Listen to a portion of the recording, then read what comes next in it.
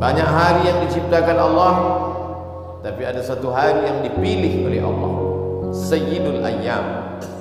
Hari ini Allah Subhanahu wa ta'ala mengagungkan makhluknya. Hari ini pula dipilih oleh Allah Subhanahu wa ta'ala untuk mengakhiri dunia. Hari ini pula dipilih Allah Subhanahu wa ta'ala melipat gandakan amal semua hamba.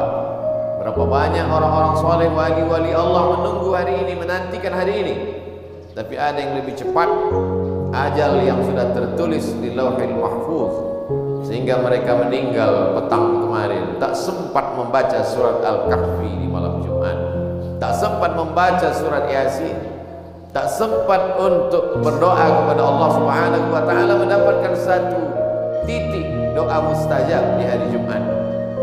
Karena ada yang lebih cepat daripada janji kepada manusia, yaitu janji kepada Allah Subhanahu wa ta'ala. Sebelum Allah menciptakan alam semesta, Allah ciptakan pena, lalu Allah berfirman, "Uktub ya qalam, tulislah wahai pena, innallaha katabal maqadir."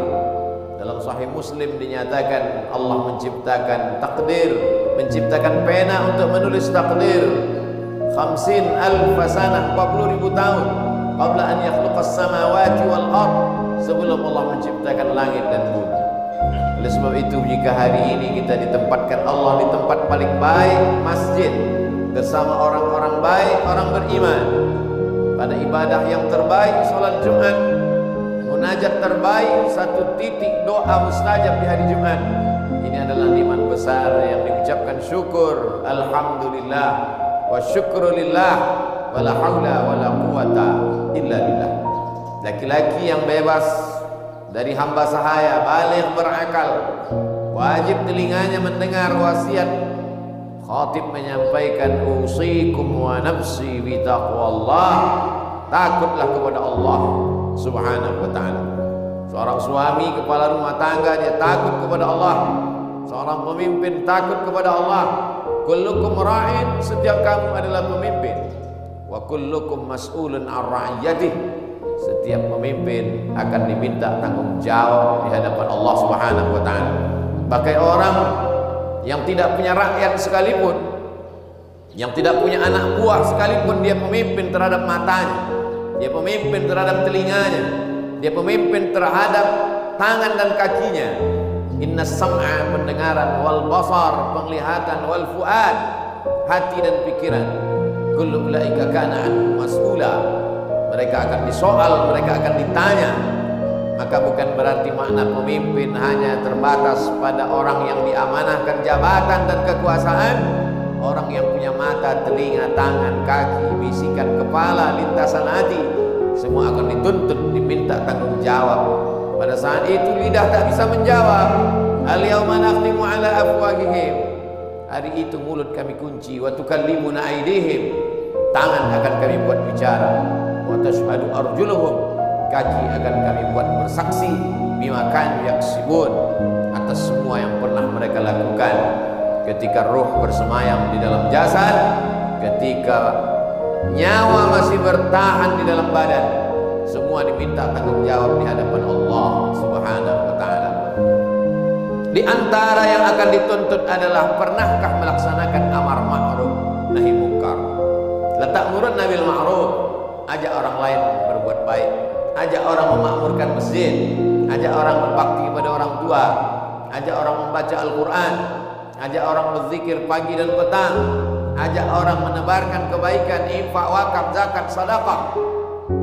Dan tidak hanya amar ma'ruf, wala tanhaunna 'anil munkar, larang orang berbuat munkar, larang orang melakukan hubungan seks tanpa ikatan, seks bebas, larang orang melakukan LGBT, larang orang melakukan minum khamar, larang orang melakukan perbuatan yang dilarang Allah Subhanahu wa ta'ala. Seimbang antara amar ma'ruf nahi munkar. Umat ini dipuji oleh Allah, kuntum khaira ummah, kalian umat terbaik. Apa syarat umat terbaik? Ta'muruna bil ma'ruf, mengajak orang berbuat baik, wa tanhauna 'anil munkar, melarang orang dari perbuatan munkar. Siapa yang tidak melakukan amar ma'ruf nahi munkar, la yushikanna ya ba'atsallahu 'alaikum iqaban, dikhawatirkan akan dikirimkan Allah hukuman, tsunami, gunung meletus, gempa bumi, naik semua musibah ke atas bumi, turun semua azab dari langit ke bumi gara-gara tidak melakukan amar ma'ruf nahi munkar. Ketika azab sudah datang, summa tad'unahu, kalian berdoa beramai-ramai berkumpul di tanah lapang, istighosah kubra, munajat kepada Allah, fala yustajabu lakum, doa kamu tak dikabulkan. Kenapa doa tidak dikabulkan? Karena meninggalkan amar ma'ruf nahi munkar. Tidak ada kemungkaran yang lebih hebat daripada memperbudak manusia. Tidak ada kemungkaran yang lebih dahsyat membiarkan orang kafir berkuasa. Oleh sebab itu 75 tahun yang lalu nenek moyang bangsa Indonesia melawan penjajahan. Mereka bukan mengambil rempah, karena kalau hanya untuk mengambil kulit manis, bawang, tidak perlu mereka menyeberang dari dataran Eropa ke Asia dengan kapal, dengan kesulitan yang begitu hebat. Apa sebenarnya yang memotivasi mereka datang ke negeri ini? Jawabannya mesti dicari oleh anak-anak muda generasi ini. Dikatakan mereka datang hanya untuk mengambil bumbu, mengambil rempah, tidak masuk akal. Ada hal lain yang ingin mereka lakukan. Maka bangkitlah para ulama, pondok pesantren beserta santri-santrinya. Mufti Syekh Ahmad Zaini Dahlan dari Makkah Al-Mukarramah, dari Al-Masjidil Haram, menulis fatwa halal darah penjajah kafir laknatullah, halal mereka dibunuh, dan siapa yang memerangi mereka maka dia mati sebagai syahid. Bergejolak perlawanan di Nusantara dari Sabang sampai Papua, maka mereka yang terbunuh mereka bangga, mereka mati sebagai syahid. Yang dijanjikan Allah Ta'ala tidak merasakan sakratul maut, tidak merasakan azab kubur, tidak merasakan hisab, masuk langsung ke dalam surga. Mendidih darah mereka, tak sabar mereka menghabiskan harta benda untuk mengorbankan nyawa sebagai syahid. Karena darah syuhada itulah kita merdeka. Oleh sebab itu dikatakan dalam preambul pembukaan Undang-Undang Dasar 1945, atas berkat rahmat Allah dan keinginan luhur bangsa Indonesia, maka dengan ini bangsa Indonesia menyatakan kemerdekaannya. Kita merdeka bukan karena bambu runcing, kita merdeka bukan karena tank dan senapan, kita merdeka atas rahmat Allah yang dijemput dengan darah syuhada, rahmat Allah yang dijemput dengan pengorbanan. Maka dipilihlah hari paling mulia, hari Jumat, bulan paling mulia, bulan Ramadan, tanggal yang sesuai dengan jumlah rakaat salat orang muslim beriman kepada Allah, 17 Agustus 1945. Bukan tanggal biasa, bukan hari biasa. Tanggalnya adalah tanggal jumlah rakaat muslim bersimpuh sujud di hadapan Allah. Harinya 17 Agustus 1945 itu hari Jumat. Bulannya satu-satunya bulan yang disebut dalam Al-Quran, Syahrul Ramadan alladzi unzila fihi Al-Quran. Generasi ini jangan pernah melupakan. Oleh sebab itu 17 Agustus adalah hari perlawanan, hari syahid, hari dipersaksikannya nyawa orang beriman di hadapan Allah Subhanahu wa ta'ala. Jangan sampai generasi bangsa ini melupakan, menganggap ini remeh-temeh. Hari ini orang membenturkan. Siapa yang berteriak Allahu Akbar berarti anti kebangsaan. Siapa yang berteriak Allahu Akbar berarti anti kebinekaan. Mereka dulu yang berteriak Allahu Akbar lah yang paling cinta bangsa Indonesia. Mereka dulu yang berteriak Allahu Akbar lah yang paling menghormati kebinekaan. Mengapa hari ini dibenturkan antara kebinekaan dengan teriakan Allahu Akbar? Oleh sebab itu sejarah mesti diluruskan. Jangan mau dibenturkan, jangan mau diadu domba, karena perbuatan adu domba hanya perbuatan Belanda dan setan. Oleh sebab itu hari ini bangsa ini sedang memuliakan para syuhadanya. Mereka memejamkan mata, mengirimkan Al-Fatihah, man ahsana ilaikum, siapa yang berbuat baik kepada kamu fakafi'uhu, balas. Hari ini dipertontonkan dengan teriakan para syuhada dari mulai Surabaya sampai ke Papua, sampai ke Sumatera, dari timur hingga ke barat. Mereka adalah orang-orang yang berani mengorbankan nyawanya karena keluarnya fatwa ulama yang memfatwakan berdasarkan Quran dan Sunnah bahwa siapa yang mati, mati syahid, bahwa siapa yang mati tak merasakan azab kubur. Itulah yang memotivasi mereka untuk berjuang. Mereka berjuang bukan karena emas, mereka berjuang bukan karena atas nama pahlawan. Berapa banyak mereka yang gugur sampai hari ini belum mendapatkan gelar pahlawan dari negara. Bagi mereka tidak penting dalam sebutan manusia. Yang penting bagi mereka adalah dikenang abadi sepanjang zaman, karena mereka mendapatkan aliran pahala. Karena bagi mereka tak ada makna amal kalau tidak karena Allah Subhanahu wa ta'ala. Mereka digelar sebagai syuhada. Syuhada bermakna syahid. Syahid dipersaksikan karena jasad mereka dipersaksikan, ruh mereka dibawa oleh malaikat di atas kain kafan yang terbuat dari cahaya. Dijelaskan dalam riwayat Imam Ahmad bin Hanbal dalam kitab Al-Musnad, malaikat penjaga pintu langit sudah lama merindukan jasad mereka, sudah lama melihat amal mereka, sudah lama menyaksikan amal mereka, tapi jasad mereka baru itu dipersaksikan. Mereka adalah syuhada yang dipersaksikan. Mereka juga dianggap sebagai syahid yang menyaksikan, karena mereka menyaksikan tempat mereka di surga sebelum malaikat maut mencabut nyawa mereka. Iskariman atau syahidah, hidup mulia atau mati syahid. Mereka adalah para santri. Mereka adalah orang-orang yang mengenal Allah.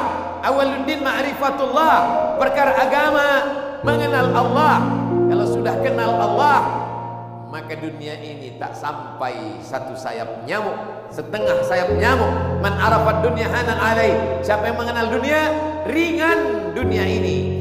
Ketika teriakan Allahu Akbar penuh di dadanya, ketika teriakan Allahu Akbar penuh di lisannya, teriakan Allah Maha Besar, maka ringan kecil dunia ini dalam pandangan matamu. Teriakan Allahu Akbar, maka ringan kecil dunia ini dalam genggaman tangan. Mereka adalah syuhada. Mereka bukan hanya yang terbaring di makam pahlawan. Mereka adalah orang-orang yang ruhnya di dalam paruh burung berwarna hijau, terbang kian kemari dibawa oleh burung-burung di dalam surga kemanapun mereka kehendak, sesuai dengan kehendak Allah Subhanahu wa ta'ala. Hari ini santri-santri dididik untuk mengenal Allah, tidak takut masa depan. Bekal mereka adalah keyakinan yang kuat. Wa ma min dabbatin fil ardi illa 'ala Allah rizquha. Tidak ada satupun yang melata di atas muka bumi ini kecuali Allah menjamin rezekinya. Kenapa orang korupsi? Kenapa orang memalsukan nilai ujian? Kenapa orang membuat ijazah palsu? Kenapa orang menipu untuk menjadi pegawai? Kenapa orang menyogok? Karena takut tidak makan. Kalaulah 75 tahun yang lalu mereka takut, sampai hari ini kita tidak akan merdeka. Rasa takut itu hanya untuk Allah. Maka mereka diajarkan doa, Allahumma qsim lana min khasyatik, tanamkan rasa takut dalam hati kami, tahulu bainana wa baina ma'asik. Dengan rasa takut itu kami tidak jadi melakukan perbuatan maksiat. Ittaqullah haqqa tuqatih, takutlah sebenar-benar takut, karena takut itu saja yang menyelamatkan dari azab Allah Subhanahu wa ta'ala. Hari ini orang sudah habis takutnya kepada makhluk. Takut tidak makan, takut tidak kerja, takut tidak bisa mencari nafkah, takut. Akhirnya hari ini orang didera oleh rasa takut. Ketakutan itu membuat imannya turun. Takut itu datang karena imannya jatuh. Kalau sudah takut, maka imun menjadi turun disebabkan rasa ketakutan yang luar biasa. Takut kena PHK, takut tidak kerja, takut tidak makan. Ketakutan yang amat sangat mengerikan membuat imun menjadi turun, terserang wabah COVID-19. Oleh sebab itu bangkitkan rasa takut kepada Allah, kuatkan keyakinan ketakwaan kepada Allah. Iman meningkat, imun pun naik, segala macam wabah menjadi hilang. Tidak ada yang berkuasa kecuali Allah. Siapa nama dia? Allah. Adakah yang berkuasa selain daripada Dia? La ilaha illa huwa. Apakah Dia hidup? Al-Hayyu, Dia maha hidup. Apakah Dia mengatur hidup? Al-Qayyum, Dia mengatur hidup. Mengantukkah Dia? La ta'khudhuhu sinatun wala naum. Apa punya Dia? Apa harta Dia? Apa benda Dia? Lahu ma fis samawati wa ma fil ardh. Ada yang bisa menolong kalau Dia tidak memberi izin? Man dzalladzi yashfa'u 'indahu illa bi'idznih. Tahukah Dia ada rasa takut dalam hati kita? Tahukah Dia terlintas pikiran kita mengatakan takut kepada selain Dia? Ya'lamu ma baina aydihim wa ma khalfahum wa la yuhituna bi syai'in min 'ilmihi illa bima syaa'. Berkuasakah Dia? Hebatkah Dia? Tinggi jabatannya? Wa la yuhituna bi syai'in min 'ilmihi illa bima syaa'. Wasi'a kursiyyuhu samawati wal ardh. Beratkah Dia menghitung kita? Beratkah Dia mengatur kita? Wala yauduhu hifdzuhuma wa huwal 'aliyyul 'azim. Kalau kau tinggi, Dia maha tinggi. Wa huwal 'ali. Kalau kau besar, Dia maha besar. Al-'azim. Tanamkan itu sebelum tidur malam. Dikirim Allah malaikat penjaga. Tanamkan itu di waktu pagi, dijaga Allah sampai siang. Tanamkan itu selesai zuhur, dijaga Allah sampai asar. Tanamkan itu selepas asar, dijaga Allah sampai matahari tenggelam. Tanamkan itu setelah maghrib, dipelihara Allah sampai isya. Baca itu setelah isya, dijaga Allah sampai subuh. Jaga itu di awal hidup, dipelihara Allah sampai kematian datang.